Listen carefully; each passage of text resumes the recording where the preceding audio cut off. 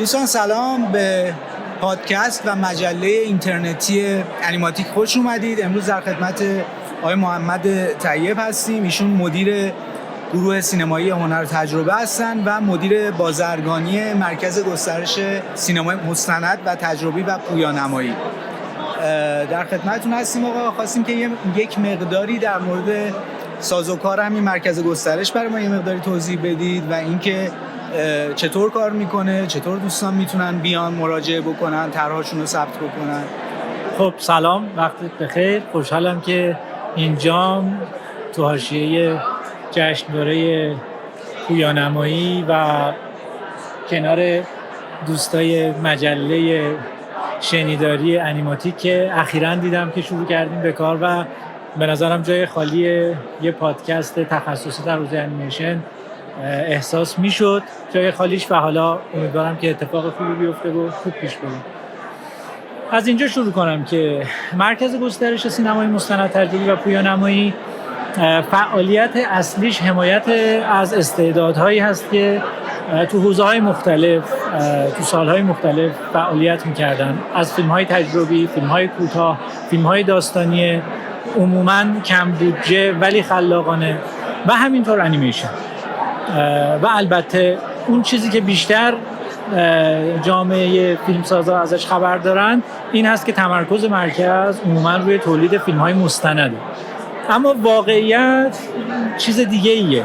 همون اندازه که تولید مستند در مرکز اهمیت داشته و خب به واسطه جشنواره سینما حقیقت یه تمرکز رسانه‌ای فوق‌العاده‌ای هم در خصوص تولیدات مستند مرکز و فعالیت مرکز در حوزه مستند شکل گرفته و وجود داره، اما به همون اندازه هم تو حوزه تولید کارهای کوتاه هنری در حوزه انیمیشن مرکز فعال. نشونش هم این که اگر اشتباه نکنم دوره قبلی این جشنواره 30 تا از فیلم‌هایی که در بخش‌های مختلف مسابقه جشنواره بودن از تولیدات مرکز بود و همین دوره هم که الان داریم در حاشیه بازارش با هم صحبت می‌کنیم باز 19 تا فیلم هست که از تولیدات مرکز هست و این تولیداتیه که متنوع با فیلمسازهای مختلفی که یا دانشجوهایی هستن که دارن پروژه‌های اولشون رو فعالیت میکنن یا بعضن انیمیشن سازهای حرفه‌ای و طراز اول کشور که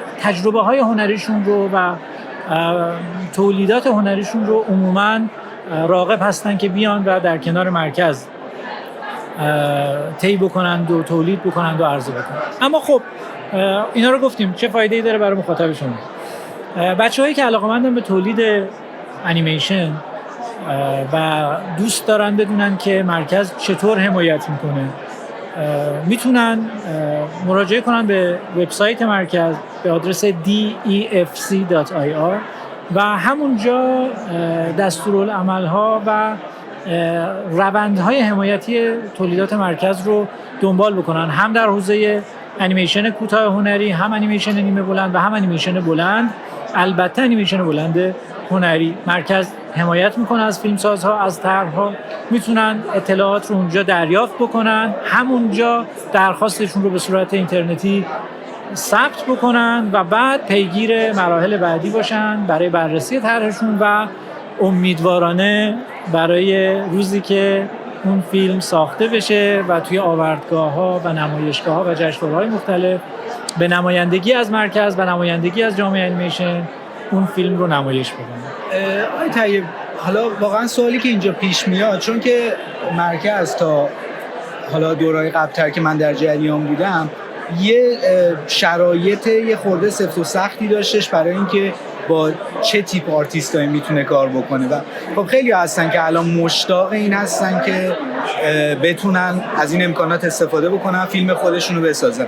قبلا یادم میاد که باید قبلا یا سوابق کاری داشتن، در یک حوزه‌ای قبلا فعالیت داشتن یا مثلا کارگردانی کرده بودن، اما خب خیلی هستن که فرصت کارگردانی نداشتن. یعنی خیلی هستن که معمولا در حالا فیگور یک تکنسین یک جای فعال بودن ولی واقعا آدمای توانمندی هستن و خیلی مشتاق هستن که بتونن به عنوان کارگردان بالاخره از یه جای کارشون شروع بکنن.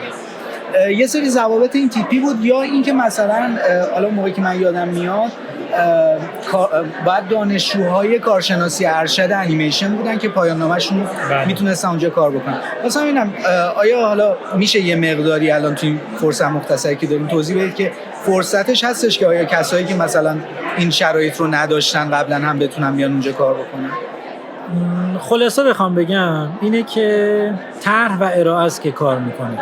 بله، مرکز آیین‌نامه‌هایی داره، طبق اون آیین‌نامه از پروژه‌های دانشجویی حمایت میکنه و همینطور برای افرادی که تجربه‌های حرفه‌ای دارن، چه در مقام تکنسین چه در مقام کارگردان و تهیه کننده، برای اونها هم امکانات و حمایت‌هایی رو داره. اما میگم طرح و ارائه است که کار میکنه. شما با یک طرح خوب و یک ارائه مناسب و درخور میتونید سرمایه‌گذاری مختلفی رو ترغیب کنید و یکی از این سرمایه‌گذارها و یکی از این مجموعه‌هایی که به صورت جدی داره توی کشور حمایت میکنه از تولید انیمیشن مرکز گسترشه. چه جایی بهتر از اینجا؟ دقیقاً.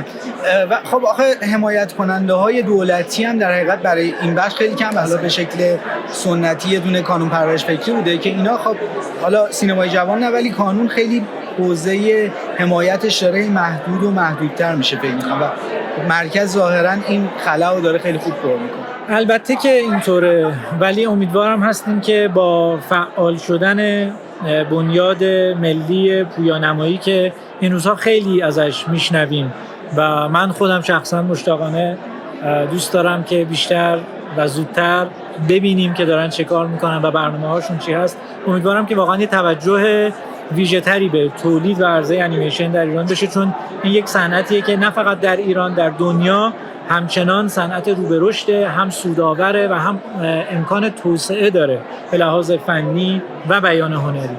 و امیدوارم که به هر حال در کنار اون فعالیتایی که مرکز داره انجام میده و حمایتایی که هست و واقعا الان میشه گفت شاید مهمترین جاییه که داره حمایت میکنه از تولید انیمیشن های هنری در کشور، بنیاد ملی پویانمایی هم بتونه یه نقش جدی و قوی رو ایفا بکنه. متشکرم. من یه سوال کوتاه هم فقط در مورد اون قسمت هنر و تجربه می‌خواستم بپرسم، اونم اگر که خودتون. بله. گروه سینمایی هنر و تجربه به عنوان تنها بانی اکران سینمایی آثار غیر تجاری و یا حالا سینمای متفکر و سینمای تجربه گرا سال هاست که داره فعالیت میکنه. یکی از مطالباتی که طی سالهای مختلف از این گروه سینمایی میشده اجازه دادن و اختصاص دادن یک فضا و یک امکانی برای اکران فیلم های انیمیشن و انیمیشن های کوتاه که عملاً حتی تجربه های بین المللی متعددی در این خصوص وجود نداره که بگیم در سراسر مثلا یک کشور یک اثر، یک مجموعه انیمیشن کوتاه به صورت منسجم اکران میشه. تک و توک جاهایی هست که داره این اتفاق میفته ولی واقعا انگشت شمارن. خب به پیشنهاد و همت معاون انیمیشن سابق مرکز آقای دهستانی و همینطور اساتید دیگری که تو حوزه انیمیشن فعال بودن و توجه مدیر عامل مرکز، این پیگیری ما برای اینکه این امکان رو فراهم بکنیم بالاخره فراهم شد و به نتیجه رسید و همین چند ماه قبل همزمان با روز جهانی انیمیشن ما اولین بسته انیمیشن های کوتاه هنری رو که شامل 10 فیلم انیمیشن بود اکران کردیم در سراسر کشور و استقبال خوبی رو هم دیدیم. توی همه شهرستان هم بودن. بله. در 21 سینما این فیلم ها نمایش داده شد. در همه سینماهایی که هنر و تجربه امکان نمایش فیلم داره. بعد از اون هم باز دوباره با یک فاصله حدوداً 1.5 ماه بعد از تمام شدن بسته اول، بسته دوم نمایش داده شد و الان که داریم به پایان سال 1402 میرسیم من واقعا خوشحالم و مفتخرم که این امکان فراهم شد که تا این لحظه 20 تا فیلم انیمیشن اکران شده و خدا رو شکر یک استقبالی از طرف بچه‌های تولید کننده، بچه‌های فیلمساز به وجود اومده و مشاهده میشه که اونها هم راغبن که فیلم‌هاشون رو اکران بکنن تو گروه. امیدوارم که در کنار اینکه حالا الان امکان اکران این فیلم‌ها فراهم شده، خود شما به عنوان یک به هر حال رسانه تخصصی و گروه‌های دانشجویی مختلفی که دارن فعالیت میکنن و اون به هر حال جامعه انیمیشن کشور اهتمام داشته باشن برای اینکه بیان این نمایش‌ها رو شرکت بکنن و این فیلم‌ها رو روی پرده سینما ببینن و به دیگران همین رو پیشنهاد بدن برای اینکه بیان و استقبال بکنن و فیلم‌هایی که عموماً و رسما میشه گفت فقط توی همین جشنواره‌ها نمایش داشتن رو بتونن حالا به همراه خانواده‌هاشون و دوستاشون در سینماهای کشور تماشا کنن. بسیار عالی. زنده باد. اون نکته‌ای هستش خودتون بخواید. زنده باد. تو این روزای شلوغ، تو این فضای پر ازدحام گفتگوی منسجمی رو با هم داشتیم. دم شما گرم. زنده باشید. سلامت باشید.